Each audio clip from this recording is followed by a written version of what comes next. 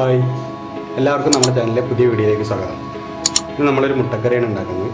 ഇപ്പോൾ രാവിലെയൊക്കെ സമയമില്ല പറഞ്ഞ് നിൽക്കുമ്പോൾ പെട്ടെന്ന് എളുപ്പത്തിൽ ഉണ്ടാക്കാൻ പറ്റുന്ന മുട്ടക്കറിയാണ് ഇന്ന് ഉണ്ടാക്കുന്നത്. അപ്പോൾ അതെങ്ങനെയാണെന്ന് നമുക്ക് നോക്കാം. നേരെ വീഡിയോയ്ക്ക് പോയാലോ. വീഡിയോയ്ക്ക് പോകുന്നതിന് മുമ്പേ ആരെയും ചാനൽ സബ്സ്ക്രൈബ് ചെയ്യാതെ കാണുന്നുണ്ടെങ്കിൽ പുതുതായി കാണുന്ന ആൾക്കാരാണെങ്കിൽ ഒന്ന് സബ്സ്ക്രൈബ് ചെയ്യണേ.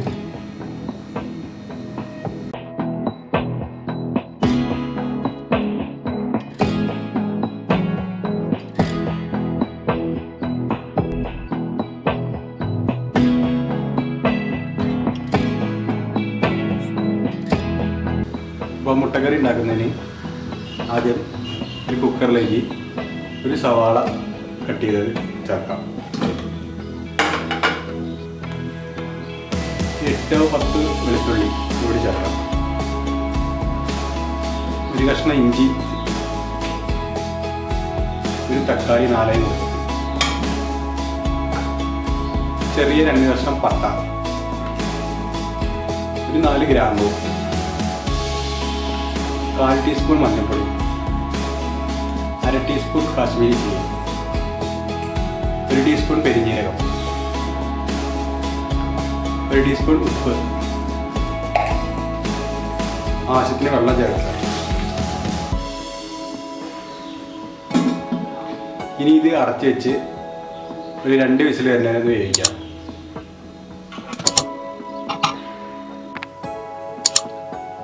ഇപ്പോൾ ഒരു 3 വിസിൽ വന്നിട്ട് ഓഫ് ചെയ്താണ്.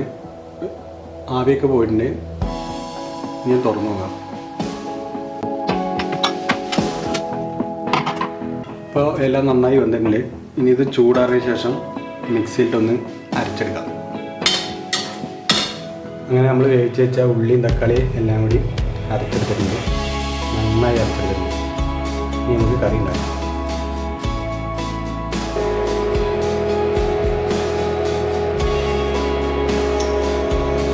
കറി ഉണ്ടാക്കുന്നതിന് ഒരു പാത്രം എടുത്തതിന് ശേഷം എണ്ണ ഒഴിക്കുക. എണ്ണ ചൂടായതിനു ശേഷം അതിലേക്ക് 1 ടീസ്പൂൺ കാശ്മീരി ചില്ലി ഇട്ട് കൊടുക്കണം. 1/2 ടീസ്പൂൺ ഗരം മസാല പൊടിച്ചത് കൂടി ചേർക്കണം. ഇനി ഇതൊന്ന് വഴറ്റിയെടുക്കാം. പച്ചമുളക് പോകുന്നവരെ ഒന്ന് ജസ്റ്റ് ചൂടാക്കുക. ഇനി ഇതിലേക്ക് അരച്ച് വെച്ച മസാല കൂടി ചേർക്കാം.